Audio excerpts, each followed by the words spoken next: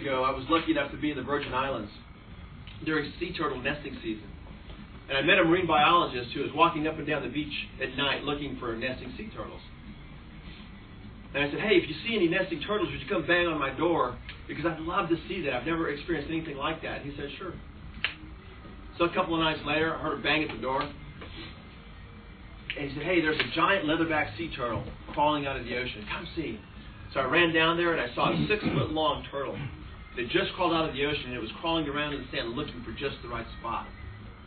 And when it found the right spot, with its hind flippers, it started digging a nest 3 feet deep. And I remember the turtle was like in a trance. It was just staring, and I could touch and stroke the back of the turtle without disturbing it.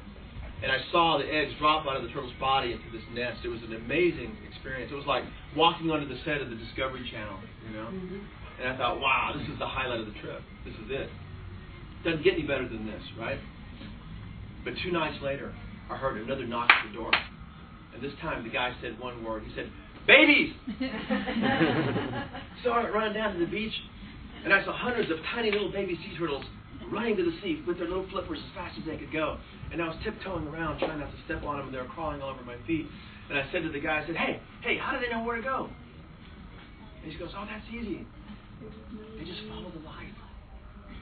I thought, they follow the light. And I knew there was something deeply profound about what he was saying. And he said, you know, the sun and the moon and the stars, they reflect off the ocean. And it makes the ocean just a little bit brighter than the land. And the turtles instinctively see that light and they follow that light. See, for the past 3 hours, these turtles have been crawling out of a 3-foot deep hole. And for the first few moments of their life, all they could see is sand and turtle butts. And when their heads pop out of the sand, they look around and they're like, hey, where do I go? What do I do? What do I do? And I've experienced that feeling before, you know. But they instinctively follow the light. And he said, so if you have a flashlight, shine it on the sand and walk towards the water because the turtles will also follow the false light. And that's why it's illegal in those islands to have lights on the outside of your buildings and your hotels and your condos. Because the turtles will follow the false light and they will die. So I remember taking my flashlight, shining it down on the sand and walking towards the water, and I turned around and looked behind me and saw this little trail of baby sea turtles just like us following me. And I was like, come on, baby sea turtles! You know, I was like a Pied Piper, and I felt like their papa, you know, going, come on, you know, and I was leading them to safety. And when they hit the water, they swam like this and made little splashes, and they disappeared in the darkness. And I was like, wow. And it was a tremendous feeling of euphoria. And it brought healing to my soul. And you see, at that moment, I was in need of some healing. Because it was probably the lowest point in my whole career. Yes, I'd gone to a top 10 law school. I graduated with honors. I worked for one of the largest law firms in the world called Vincent & Elkins. And I was representing Fortune 500 companies in multi-billion-dollar litigation. After that, one of my clients hired me. And I continued doing multi-billion-dollar litigation for the telecommunications industry. A few years after that, some friends of mine and I put together a small litigation law firm. And for the first time, I was representing plaintiffs. And we started winning multi-million-dollar lawsuits. And our names were in all the papers. And I felt like I was on top of the world. But one day, my partner and I had a bitter business dispute. And I was on the losing end of that dispute. And so one day I found myself on the street with no office, and no computer, and no desk. And I remember doing a lot of praying in those days. And I drove to the CompUSA to buy a laptop computer because that was going to become my virtual office. And when I got out of the car, my cell phone rang. And I heard a voice on the other end, and the guy said, hello, this is Joel Silverstein, and we've got a client with an emergency hearing in Austin, Texas. Yeah, we decided to use a pretty good lawyer. We'd like to represent him. How much money do you need? And I'm like, what? Okay, who is this really? Doug, is that you? He goes, no, this is Joel Silverstein, and we got a client with an emergency hearing in Austin, Texas. In 2 weeks. How much money do you need? We'll FedEx it to you. You'll have it tomorrow. I'm like, how much money? Well, you see, in these situations, our standard retainer is $10,000. And if you think you can handle it, I'll give you our address. So he goes, no problem, you'll have it in the morning. And he did. He sent the check, and I had it the next day. And I represented that client for several years and eventually built up my practice.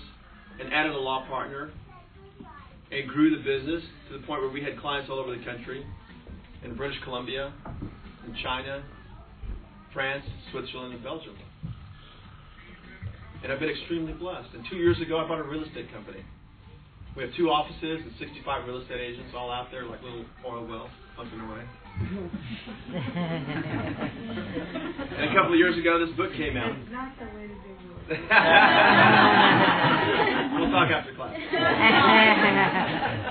A couple of years ago, this book came out. It won several awards, and now it's selling in every bookstore in the country and around the world. But you know what? My mind always goes back to those baby sea turtles. Because you see, at that moment, I had not experienced any of these things.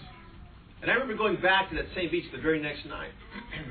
And I sat there on the sand, looking out at the vast ocean, and the moon and the stars, worrying about my babies, contemplating their fate. Because you know what happens to those guys, right? Before they even hit the water, they're gobbled up by seagulls and foxes and coyotes. And once they hit the water, they're gobbled up by bigger fish and sharks like appetizers. And I could really identify with those little guys because there's a lot of sharks in my industry. And at that moment, I was feeling a lot like an appetizer. And then something occurred to me. I went, wait a minute. These guys have been around for millions of years. They've been around longer than we have. And they've not only survived, but they've prospered despite all odds and despite all obstacles. How is that? And then it was in that moment as though the sea turtle spoke to me. Now, don't get me wrong, okay? Turtles don't speak to me, okay? So don't go out here going, turtles speak to me.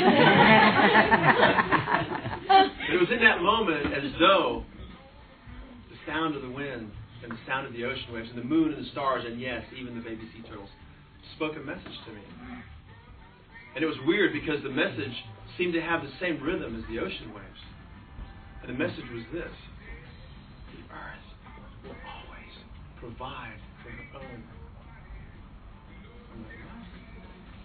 The earth will always provide for her own. Yeah, that's right. The earth will always provide for her own. And aren't I one of the earth's own? And aren't I just as significant as one of those little baby sea turtles? And it was in that moment that I knew that I was not just going to survive, but that I was going to prosper despite all the obstacles and despite all the odds. And today, if you get in my car, you'll see a little plastic baby sea turtle on my dashboard. Because those are my guys. Those are my heroes. Those are my reminders from God that I'm not just going to survive, but that I'm going to prosper. And it's the same for you. No matter where you are in life, if you identify your passion and you pursue it with all your heart, and you have a big enough reason why, the waters will part and let you cross on dry land. And when you walk into a room, the crowds will separate and let you go to the front of the line. Because the earth will always provide for her own. So as you leave here today, I want to remind you of the 4 primary ways that heroes throughout history have identified their passion. Sometimes they receive a calling from within. Sometimes they get a tap on the shoulder. Sometimes they get hit by a brick. Sometimes they just look around and find something that excites them or just pisses them off. But you know what? They all have a big enough reason why.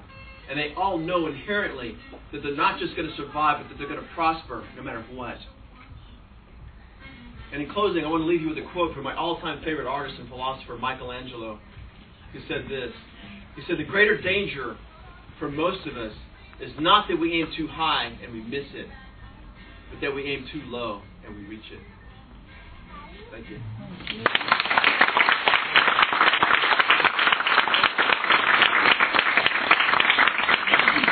Anybody want to look at these pictures? That's the sea turtle. Absolutely. Yeah. Are they Ridley Scott turtles? I'm sorry? Are they Ridley Scott turtles? Leatherbacks. Leatherbacks. Yeah. They're huge. When they get full grown, they're like 6 foot long. Yeah. And we have books for all the students here. I've signed them all, but if you want me to personalize it, I'll write your name in the book.